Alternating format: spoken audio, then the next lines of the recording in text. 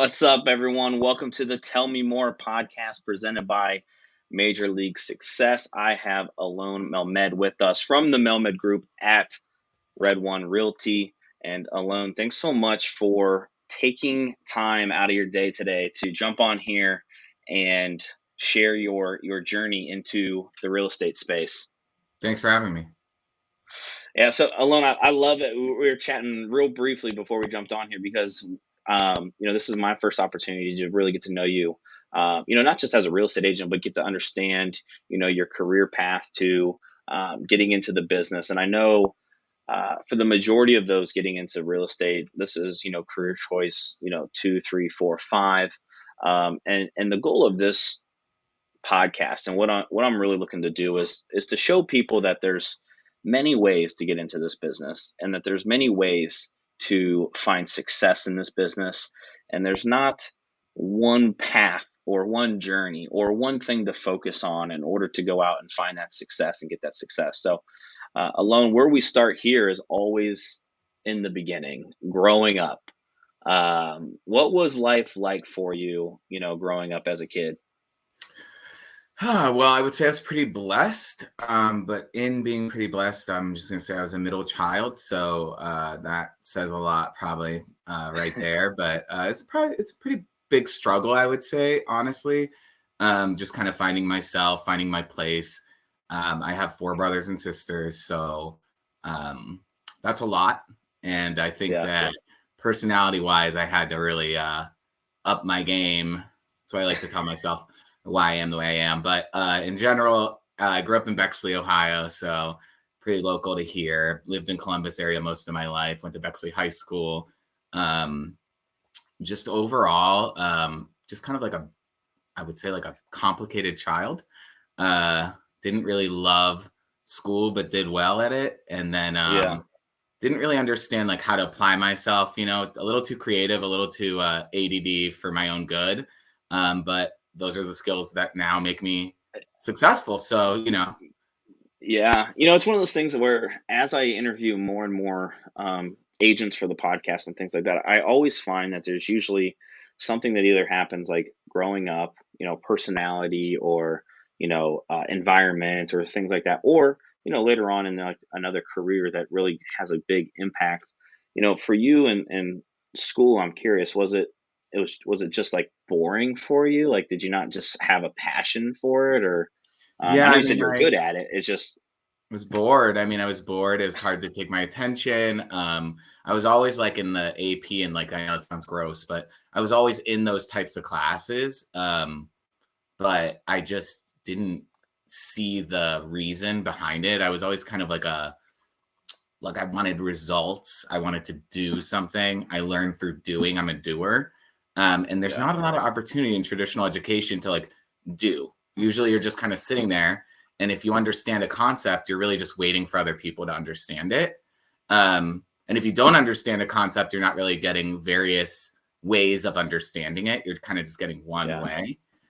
So I think I was just bored. I was kind of like a class clown. I just needed, I don't know, I needed more. No, I forget what the percentage is, but I think there's a high percentage of people. I forget, exactly what it is, that most people are in the doer category, right? They need to be doing that activity, and then it's backed up by, visual learning or whatever the case may be. So, now, did you end up going to college then after high school, or what was kind of the next step? I rushed right into college, which was an epic mistake. So I think that was just normal back when I graduated. I graduated in 2004 from high school. So I think it was still really just, I'm not sure it's still the same. I hope it isn't. I hope it's moving more towards take a minute, take a breather, in New Zealand, they let you just go travel the world when you finish school. That would be really cool. But I went right into college, went for business and communications. So that's super boring. And sorry, anyone that's in that. I have a lot of people in my life that have that degree, but it just wasn't anything I was really passionate about. It was just the same thing that I had just left. And the only reason I went was because I felt like there was an ultimatum. and I love my parents, but at that time that was normal, to say like, Yeah. you're going to go to college. If you're not going to college now, you're not going to college, So, Yeah. that was my path, and it didn't go so well. Yeah.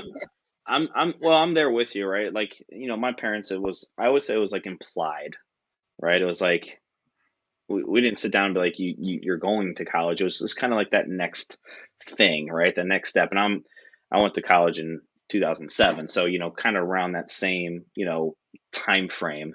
Mm-hmm. And I think it is better now, in the sense of, that I think what, our parents' generation saw and what we see is, schooling, in my opinion, that there's some college that it does require, a degree and things like that. But what I think we're seeing over the last decade or so, and especially with COVID, that there's so many different ways to go out there and um, create a career or create a living, to where you don't necessarily have to have that college degree piece of paper to say, hey, now you are, um, now you're certified, right, to go Now out and you're do ready to X, Y, start at and the Z. bottom again, Yeah, yeah, exactly.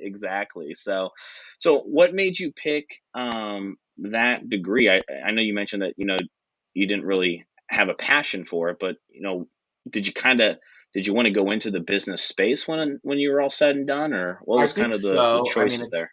it's been a hot minute, so I think like I can only like assume what I was thinking back then.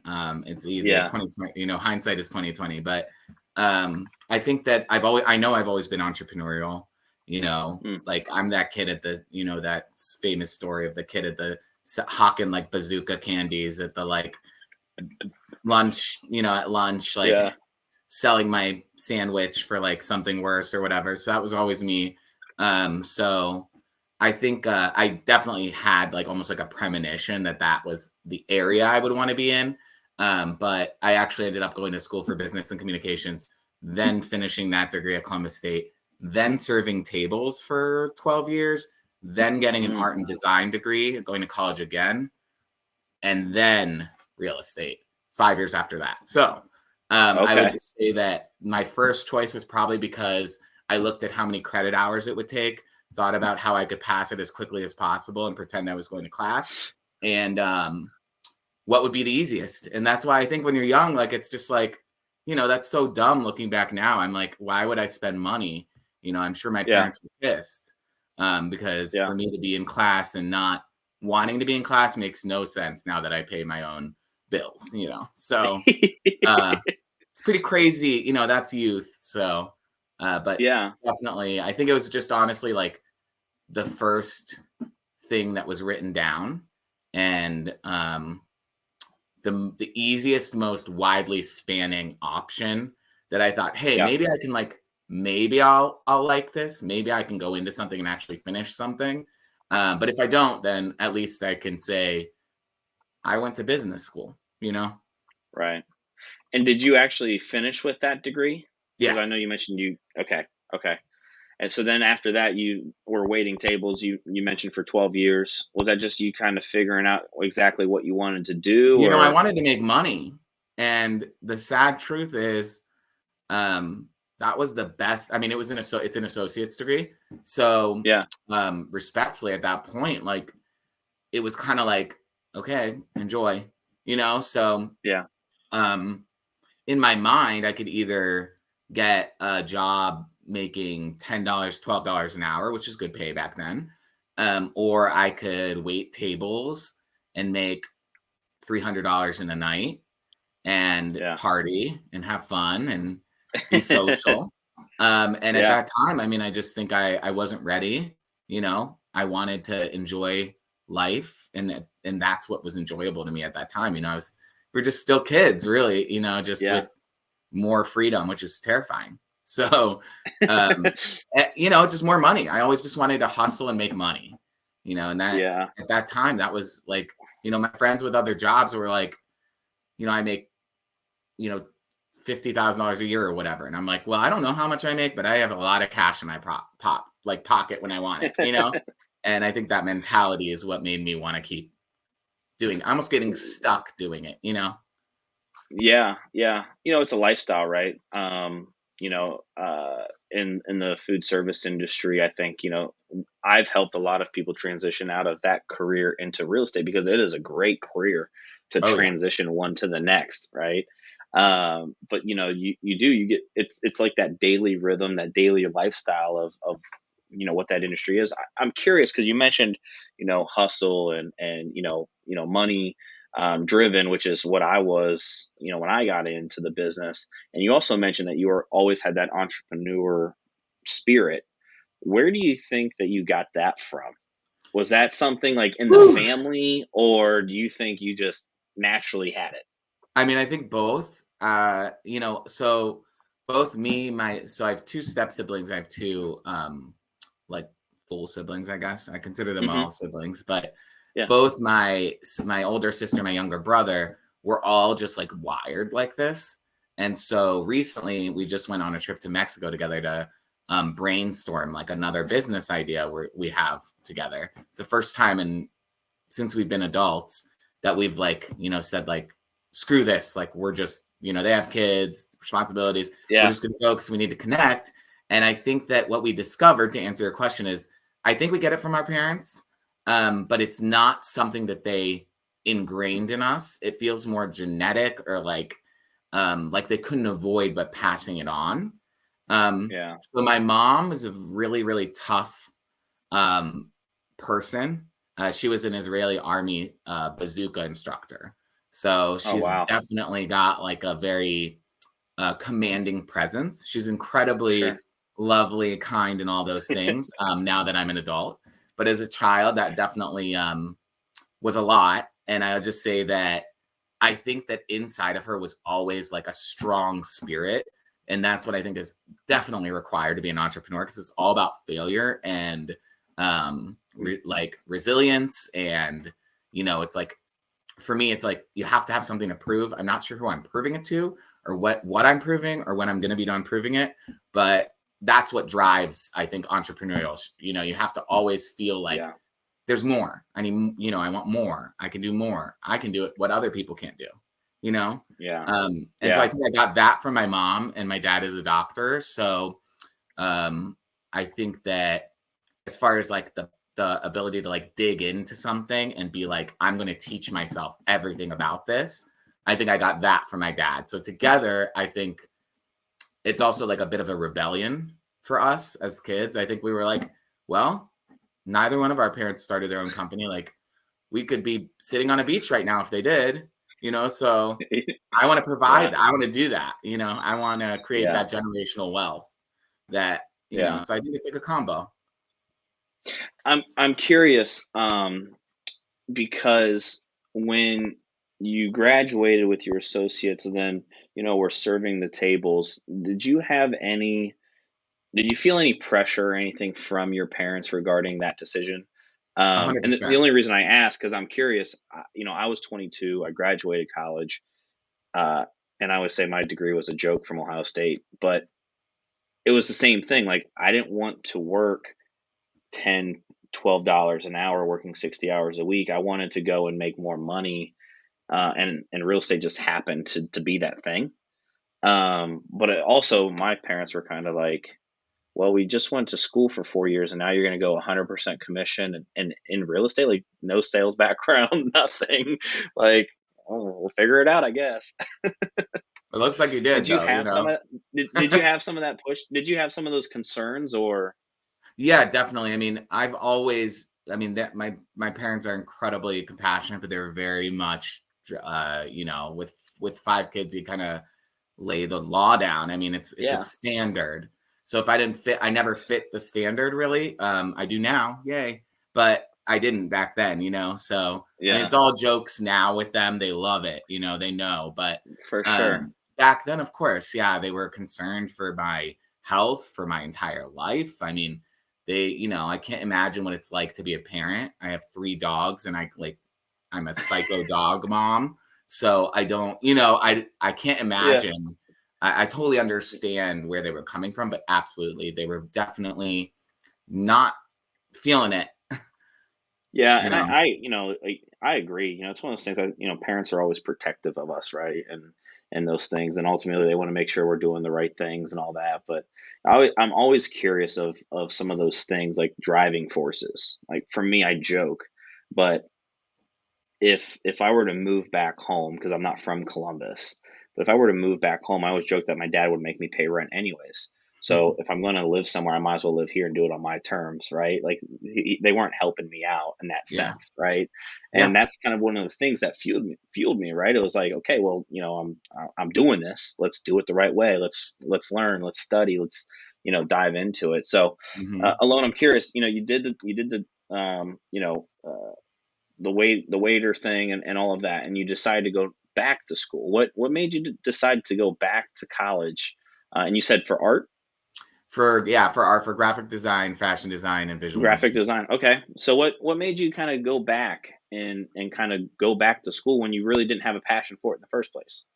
Well, I had a minute, a decade, a quick decade to think about it, and I realized that that's what I love. It's still what I love, Mm, um, and that I had enough time to get down on myself for where I was, have my quarter life crisis, come back from that, and say, maybe I wasn't successful because I didn't love, what I was going to school for. And so the second mm, time around, I paid for it out of pocket.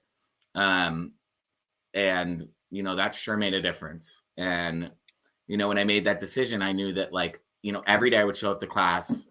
So I actually started going to school while I was serving tables and I didn't tell anyone. So, because my parents weren't at that time, I didn't feel they would be supportive. And so I went to school in Cincinnati at the Art Institute. So I would drive every day an hour and a half oh after, wow. and then I would work at the PF Chang's there after I finished classes until 10 at night, drive an hour and a half back home, wake up at 3 in the morning, do it all over again. And nobody knew until I graduated my first semester, and then I started to tell people, hey, I've been going to school, because I'm not one that likes to share things until I'm doing them. And then when I share something, it's like an accountability, so it's like, now I have to keep doing it. So I love that part. But yeah, I think I actually realized, like, I want to do this. I love this. I think about it all the time. I have images in my mind of, how things could look better, what I would do with the space. It's just passion, real passion for. And Yeah. so I was very successful in school because I wanted to be there, and I couldn't. It blew my mind when people would skip class. And it was just so ironic because, that's who I was That was before. you. And this time I'm like, Yeah. do you know how much it costs you to be here right now? You don't, but I do, Yeah. you know? Yeah. So Yeah. just Well, passion, I just think wanting to too. get out of the rut, felt like I was in a rut. Yeah.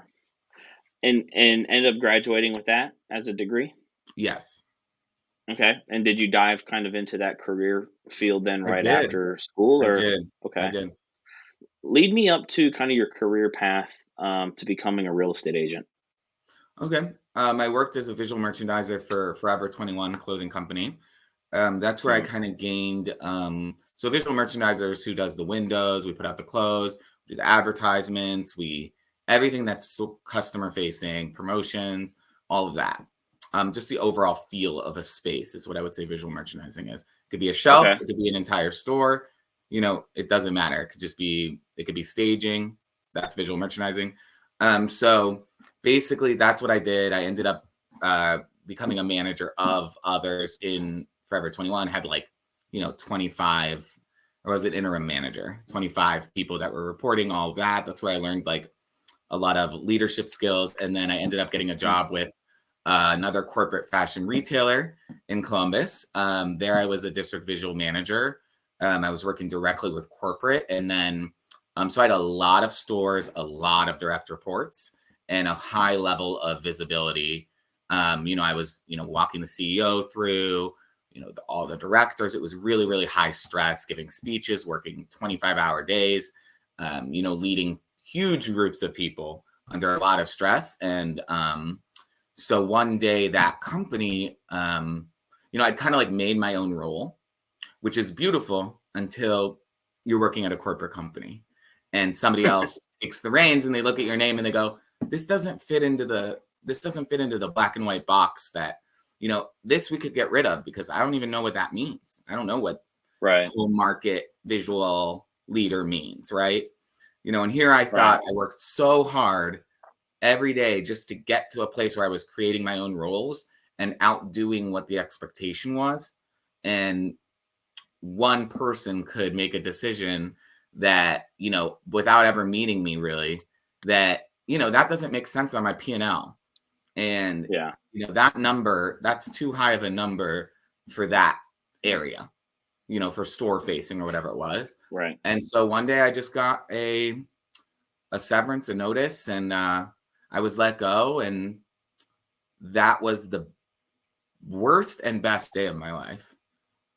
So that led me to real estate. I was interviewing for director roles in really amazing companies, the DSW. I was very young for those types of roles. I was, I think, 30 and interviewing for the director and vice president roles of like merchandising for Express, Big Lots, DSW. I had made it through 10 interviews. I was all the way up to the top.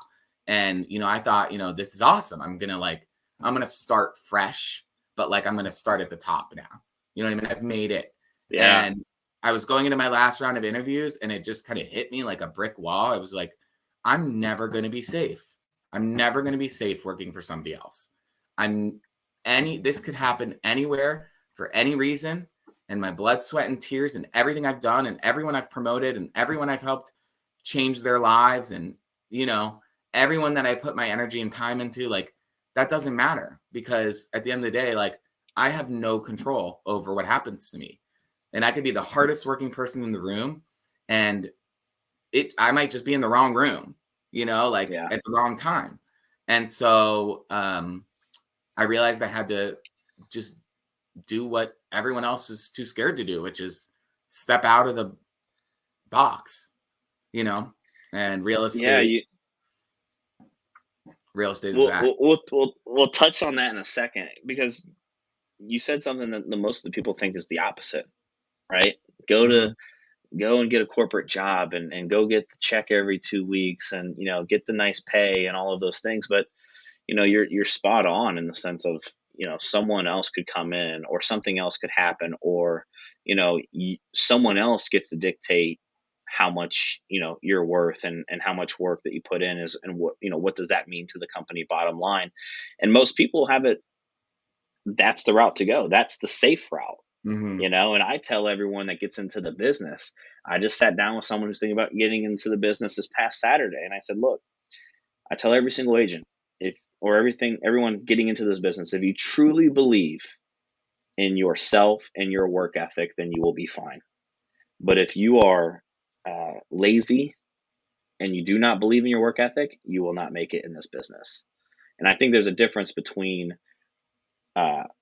work ethic and procrastination versus laziness, right? Just in general, because we get to dictate what we're worth. We get to dictate what we earn. We get to dictate our schedule.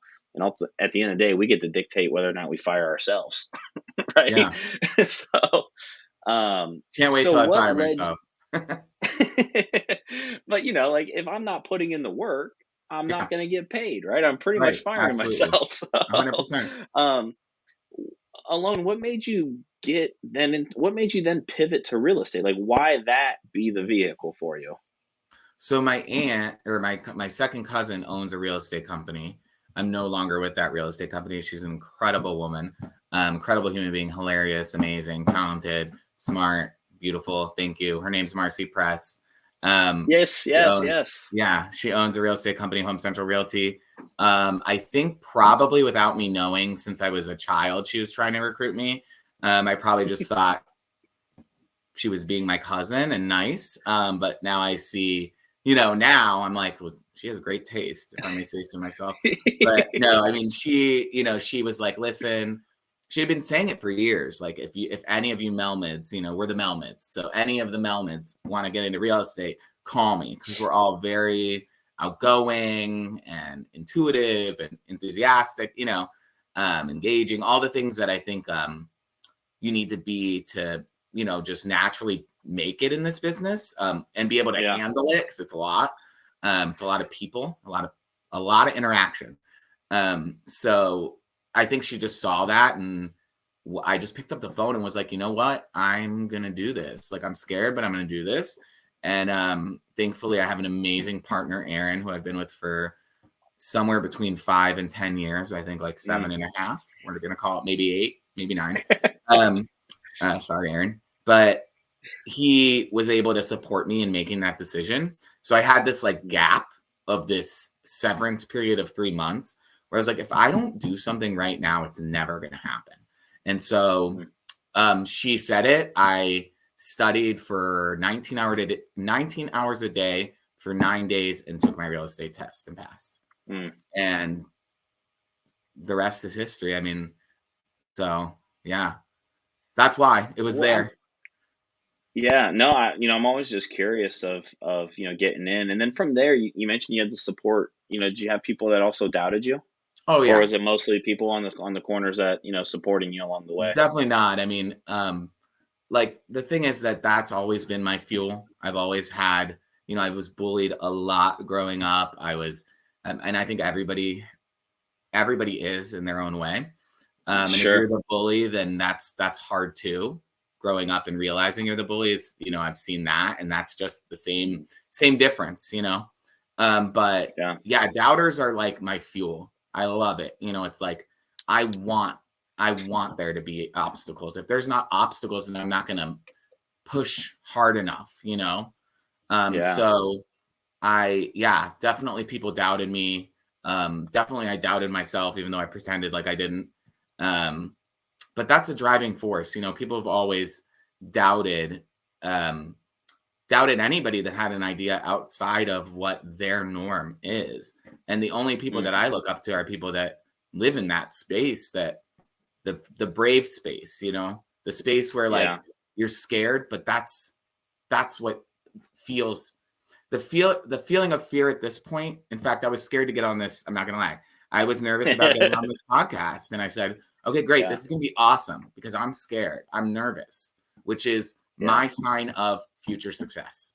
Now, at this point, I equate nervousness and fear with success and growth, and so I'm able to apply that while I'm scared.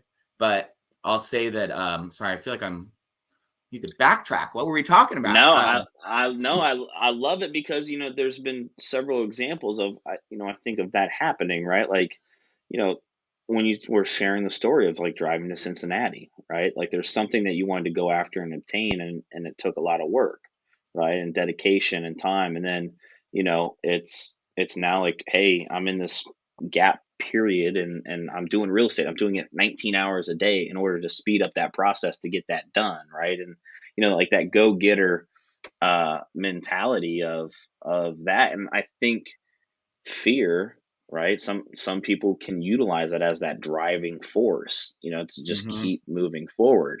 Like I said, I joked, but for me, it was no one was paying my bills, and at the time, like looking back now, I would joke with my parents on holidays, because we'd drive up to my mom's for Thanksgiving or for Christmas or whatever. And I would say, hey, guys, like I have to work. I have to type up this contract, or I have to take this phone call, or I have to do this. And I would joke and be like, well, you guys aren't paying my mortgage, so this is how I do it. Right? Like, or you're not paying my rent. This is how I do it. Or you're not paying my phone bill, Right. And now I look back and I'm like, man, like I probably could have put the phone down for 4 hours, or, I could have probably but back then that was just that thing of like, if I wasn't doing it, and I think a lot of agents have this anxiety of, if I'm not doing real estate 24/7, then I'm not going to be successful. And a lot of people use that as fuel, to spur their growth. And what year did you get licensed then? To end of 2018, so October of Okay. 2018, I think. Okay. Feels like a lot longer. A lot longer. What walk me through the first couple years, because obviously, since 2018 the market has changed a ton. COVID happened, right? Like that first year, 2018, 2019, what success out the gate, struggles, like what did you focus on? I think I was just so hungry. I've always been so hungry that, I would say I was successful, but I would say that I was the first person in the office and the last one to leave. So, it wasn't like instant success. I would say I got what I put into it, which is exactly why I switched careers. I wanted to get what I put in. The first year I did well. I was on a team, which was a great route to go. Now I have a team, so those correlate. But yeah, I was successful. I got a lot of online leads. I learned how to, I learned the business. I was honestly, I came from such a hard job that required so much time and energy that real estate was like a vacation. That's crazy because it was still 20-hour days and I still had to be by my phone all the time. But I was used to so much more. And I think that's very rare to have that perspective. It's usually the other way around.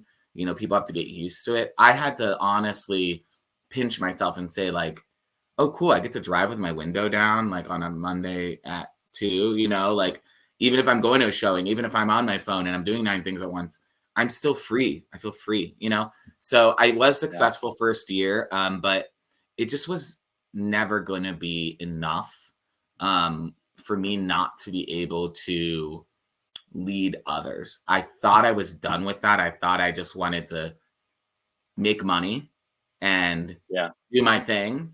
And very quickly, I realized that that's not what brings me joy. Like I need to lead others. I need to coach others. I need to help others fulfill their potential. That is what makes me be able to go to bed at night. You know what I mean? That's what fills my cup.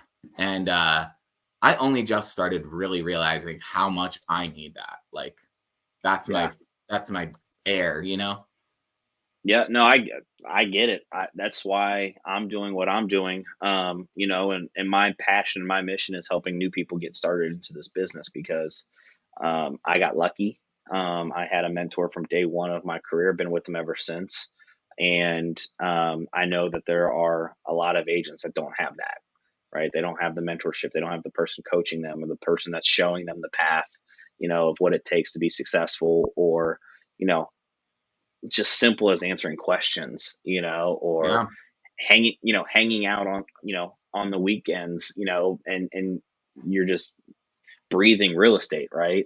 So I found, about 3, 4, 5 years in, I like real estate as far as helping people buy and sell. That was the vehicle that provided me the lifestyle, but I love helping people get into this industry and finding their own success. We're on the same exact page. I mean, that is my that's just what makes me happy, Like I love money. I love helping people. I love negotiating. I love problem solving, all the pieces of being, I love math, which is super weird, but I love math. I love all these different things. I even like houses, like as a whole. But what I really love is watching unlocking something in somebody and watching somebody succeed more than anybody, especially people that have been doubted and pigeonholed, and gotten to a place where they don't feel like their strengths are applicable in the real world. To me, every single person has something. Like you were saying about waiters, and like, I mean, I recruit everywhere I go because I'm like, if you can get stiffed on a 8 top while getting the wrong orders, and that's not your fault, and getting yelled at while, resetting a table and nailing it and telling a good joke on your way into the dishwasher. So gives you preferential treatment. Like you can sell houses, and it's not about selling, right? It's about people. And so I like being able to unlock that and help elevate somebody's life. Each person that I get to do that for, or actually, like you said, it was a vehicle, right? It's not like I'm doing anything that except for allowing them the space to be as successful as they were always going to be and capable of.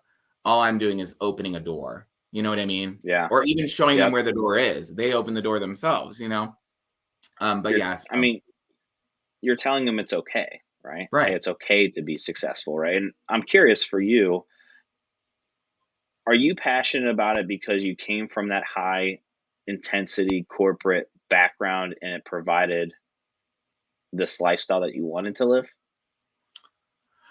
I think I'm passionate about it because I experienced it in that environment. And then I realized that I was actually limited much more than, I could really help people change their lives.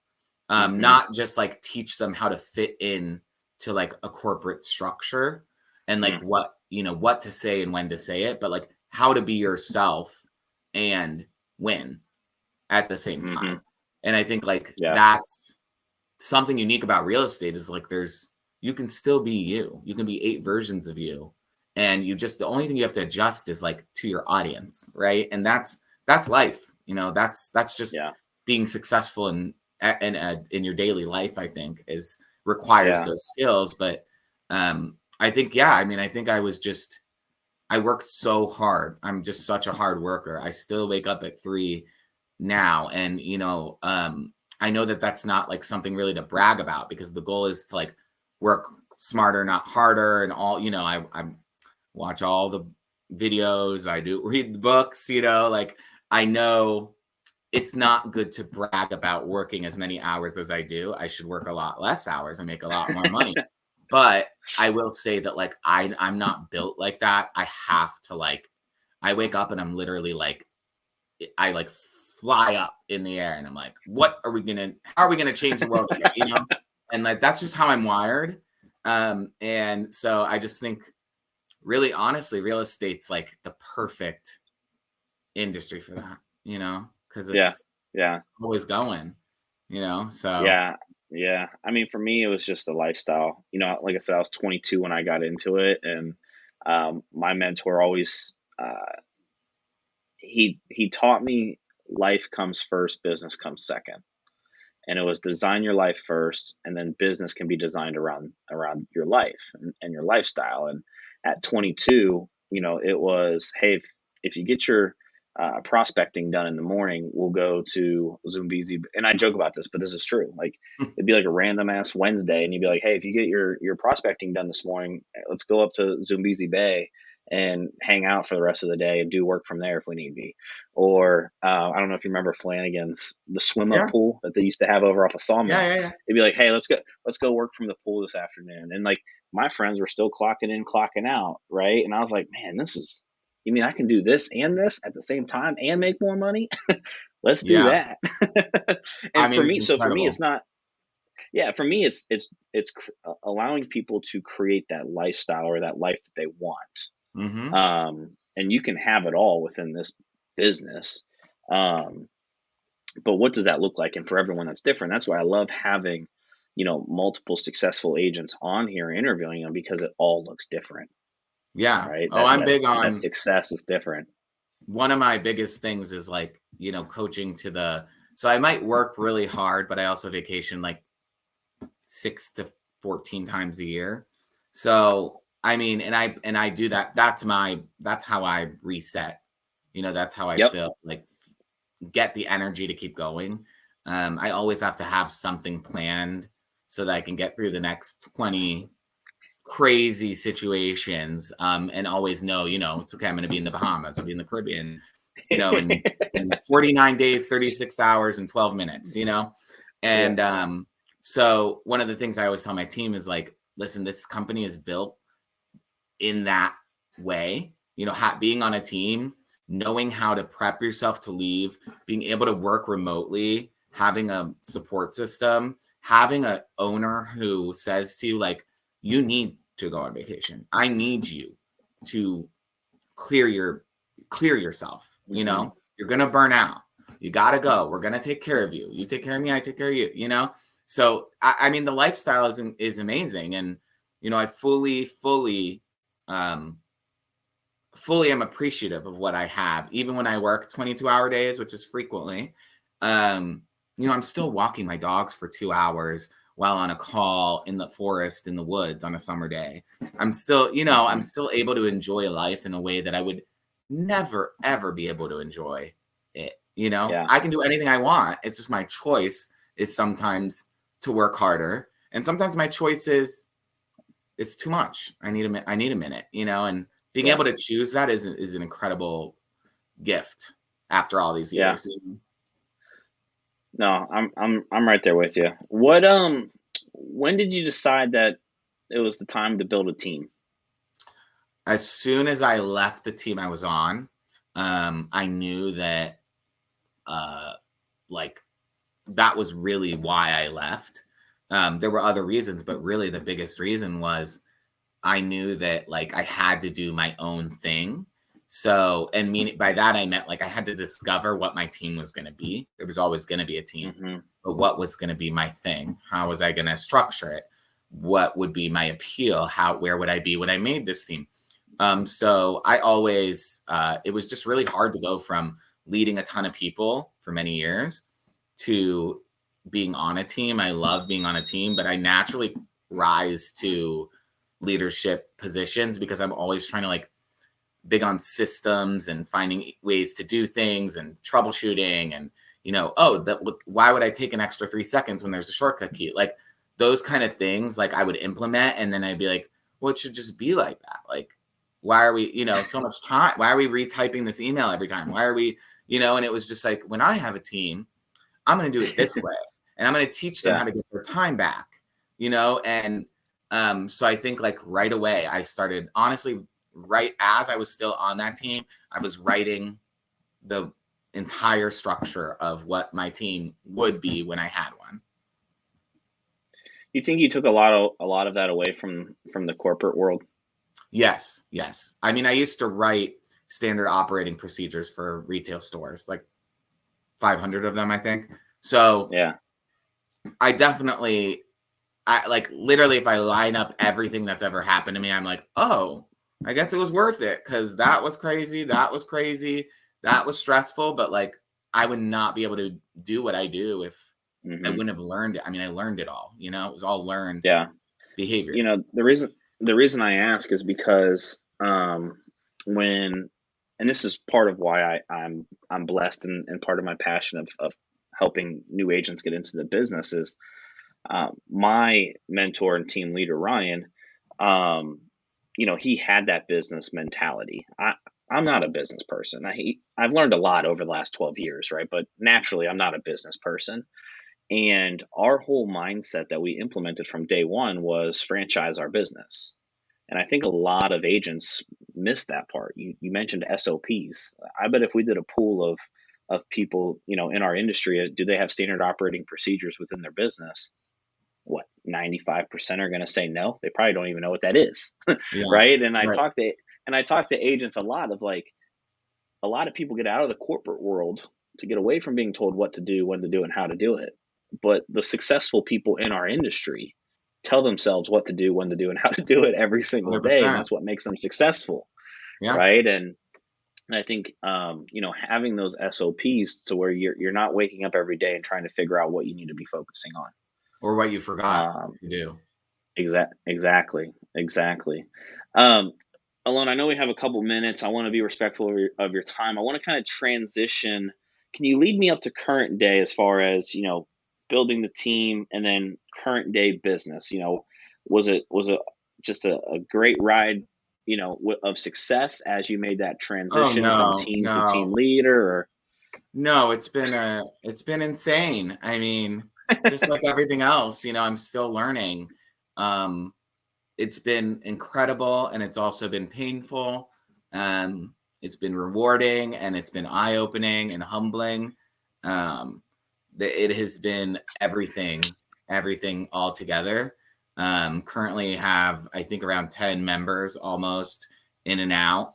I'll say when I first started the team, I thought I wanted, you know, to attract like big hitters.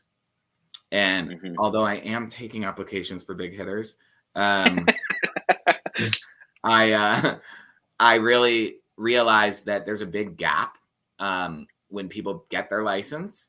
They're kind of floating, and they kind of get dropped off, and it's like, okay, good luck. I know you memorized the code of ethics, so good luck, you know. And it's like, that's a lot.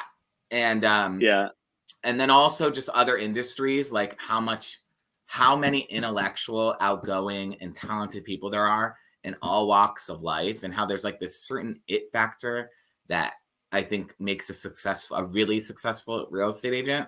And like how you can see it, you can just see it, you know, when you're around them, you're like, there's something about that person. Like they're just sparkly, and now, like, building my team, I would say, like, the real journey has been, now I'm pulling people from everyday life, and helping show them, and actually, like, they weren't considering real estate until they met me. Mm-hmm. And that's been an incredibly rewarding, because although it puts a lot of pressure on me, in my mind, because I'm, essentially transplanting somebody from their life plan into, like, what I think is, gonna, I can do, you can do this, like, we can do this.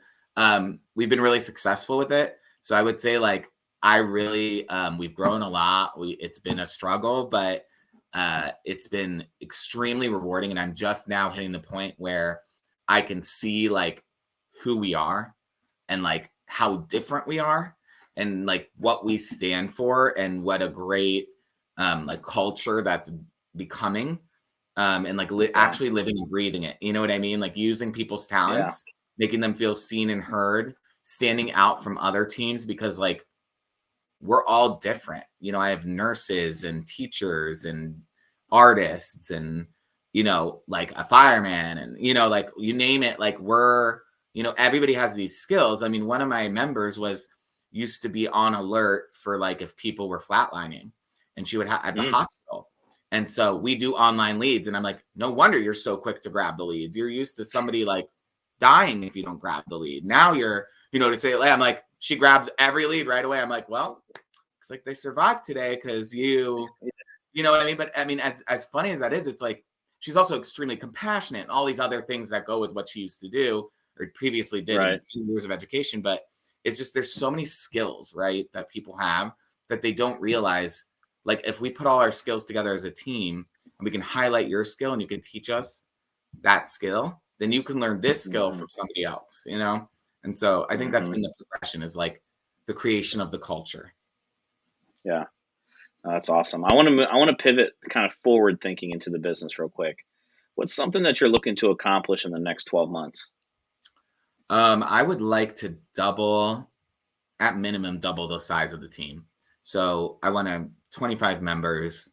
Probably, we're structured. We have, like, a hierarchy structure. So I'd want to have 5 team leaders. We currently have, like, 1, but, like, people are transitioning in and on their way. So 5 leaders, 25 members minimum. And I want everybody to hit their $1 million minimum. First year with me, you're going to hit your $1 million. If you don't hit your $1 million, I'm doing something wrong.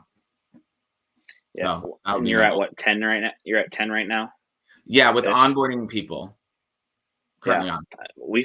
I think for us, that that hockey stick kind of was like that 15 mark. Like, we went from 15 to 25, 30 really quick. Like, that, for some reason, was what allowed us to get there. So that's awesome, because from there, not many team leaders that I've spoken with are thinking to that level. A lot of it is, and I'm not saying this is you, but a lot of it is, I want to stay small but have the big hitters, right? And there's pros and cons to all of that, right? It's identifying your value proposition and who you can truly serve, right? What's something that you're looking to accomplish in the next 5 years? God, I better be retired. No, hopefully, but that's a separate conversation. But no, I think in the next 5 years, what I'd like to do is expand into other sectors of the industry. So, I'm really much more qualified now I'm qualified to what I do, but technically I'm more qualified to, like, design your house and stage your house and market your house. I do have a graphic design degree and a visual merchandising degree. Those are both literally marketing and, graphic, like, design degrees. So I think I'm probably going to move into additional services from the Melmed group, whether it's social, like, marketing for agents, closing gifts, branding, brand identity, or staging, signage, interior design. So I kind of see myself growing my business, getting it to a place where my leaders and my managers own the real estate portion of it, and then growing into other sectors over the next couple of years and really, establishing the brand. I love it. What's a legacy goal for you?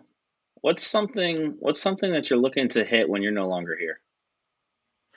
I honestly want to be the person that people say, like, he is the reason that I was able to get to what I got to. So like, I think we all have someone who either was hard on us or both, or supported us, or both, or multiple people. It could be a third grade teacher, it could be your first boss that you hated and now you realize they're the best boss you ever had, because they taught you something that you didn't realize you would need. I want to be that person for people that's like, when nobody believed in me, he believed in me. When nobody thought I could do it, he thought I could do it. So I think if I could, like, when I'm gone, if people could think of me as somebody that inspired them to go after their dreams, that would be the ultimate accomplishment for me. That's really what I think about it every day when I'm talking to people. How can I inspire these people? How can I make sure that they know that they're worth it? How can I leave them better than when I met them? Yeah. So I think that would be my legacy. What about you? It's the same. Like, we have a lot of parallels in the way that we think of the real estate space, and it's that. I mean, it's I think we have over the years 7, 8, bartenders or waiter servers that transitioned out of that career into real estate. Changing the life and and I think some of this is some people may think like this is over the top, but like, when you take someone who was working, making $40,000, $50,000, $60,000 a year at a job that they hated, right, or at a job that wasn't really the work-life balance, and you can show them how they can make $150,000 in real estate, and they're doing that consistently, and it just takes them and their family on a whole different trajectory of what they were on. That is that's why I love helping people get into this business, because again, I got in at 22 and I got lucky, right? I had the mentor from day one. I had the person that invested in me day one, provided the leads, the systems, the tools, the trainings, all of those things. And there's so many agents that get into this business that have potential, but they went to the wrong spot, or they didn't get connected to the right people, or they didn't have the support system, right? And I think about the people that can truly change their life and their family's life by just doing real estate, and we've had several of those already, in my 12 years, and we'll continue to do that, right? But it's getting them out of this situation that they were in, and completely changing that for them, and the trajectory of where they're going. 100%. We got the same thing going on, I think. Similar. I mean, like for me, part of my thing is like, why is the failure rate 86, 87% by the end of year 2 or whatever it is? Like, it doesn't need to be that way, right? I mean, at the end of the day, it's there's enough for all of us to go around. School, don't get me started on the whole school thing, just in general, but it's not designed to give you success. Real estate classes isn't designed to give you real estate success. They don't teach you anything. They don't teach you anything, right? So like, I'm trying to bridge that gap, right? Okay, you pass the test. Now let's show you the systems, the tools, the processes, and the mentality of how to go about doing this, because real estate's simple but hard. It's simple in we have to create opportunities every single day to talk to people about buying or selling real estate. The hard part is all of the complexities that we create around how to do that one thing. Yeah, absolutely. And that's why I love having, people like yourself on here, because we all come from different journeys and we all built our business different ways. You started on a team. I started on a team. Some people started as an individual. Some people focused on listings, and some people focused on buyers, and open houses versus internet leads, and all of that stuff works. But the reality is all of the successful people showed up and they did it consistently. Yeah, it was in them. I can't make somebody successful, but I can highlight who they are. They have to do the work, but I Yeah. mean, there's no better Yeah. industry. I truly believe this. There is no more rewarding industry than real estate when it comes to output for the input that you put in. You know, Yeah. if you just sit and grind, if you're out there just when you're going to the bank, when you're at the gas station, whatever you do, whether you're grinding, you're making cold calls, you're meeting people, you're doing what you do every day. Like there's no other industry where if you just live it, breathe it, and really believe you can do it, you're going to do it. You're going to nail it. It's just Yeah. let everybody else quit around you. You know what I mean? That's what I tell my new team members. I'm like, don't give up. The only way you will fail is if you give up. That is, you're going to be successful unless you give up. And it sounds so simple, but it's really, that's why the failure rate, you know, is what it is. You know, you just got to hold on, especially for that first year to 2 years. It's like most people aren't going to be very successful, but that's the buy-in for the good Yeah. stuff, you know? But well, and here's the deal, right? Most people aren't going to be successful because they don't ask the right questions or their ego gets in the way. Because there are people Yeah. like you, like me, and others in our city that have opportunities to where we would welcome all of them with open arms Oh yeah. and say, "Hey, I know you're brand new. Come join us." Yeah, you might have to lose the ego for the first, 6 months, 12 months, year and a half, 2 years to learn, but I promise you when you leave here, you're going to be way better and more successful in the future. Yep. I'm going to leave you with this last one because this would be a nice segue and to close it down. If you could give our audience one piece of advice that either you wish you had when you started or one that you just give to agents now about the business, what would that be? Ooh, no pressure. I would say that most people are going to tell you to focus on your sphere of influence when you start. That is impossible if you have a good sphere of influence. That's my opinion. Because if I were to go get a lawyer, I would not go for a lawyer that just got out of school. I would go for the best lawyer I could possibly get. And so the real advice I would give specific to the real estate industry is join a good team. You know, don't let somebody sell you on, you know, all these things they're going to give you. Join a team where you feel good, you feel like it's going to be a good fit, and really focus on building the skills in with leads and things like that, rather than trying to tap your entire sphere. Always be going after your sphere, don't get me wrong, but it's very likely that you're not going to show up in your sphere until you start to be successful.